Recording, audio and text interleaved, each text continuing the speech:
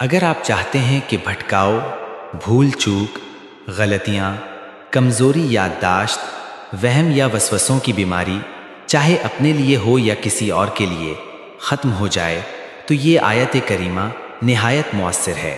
لا یضل ربی ولا ینسا، سورۃ طٰہٰ آیت نمبر 52۔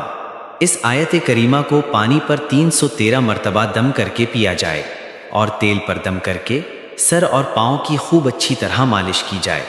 جتنی زیادہ مالش ہو سکے اتنی بہتر ہے۔ یہ پانی مریض کو پلائیں اور وہ خود بھی چلتے پھرتے اس آیت کو پڑھتا رہے۔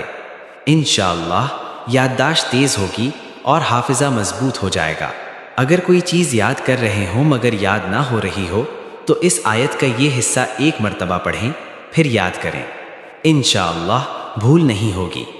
چاہے آپ قرآن حفظ کر رہے ہوں، حدیث پڑھ رہے ہوں یا اسکول، کالج اور یونیورسٹی کی تعلیم حاصل کر رہے ہوں، کسی بھی چیز کو یاد کرنے سے پہلے یہ آیت ایک بار پڑھ لیا کریں۔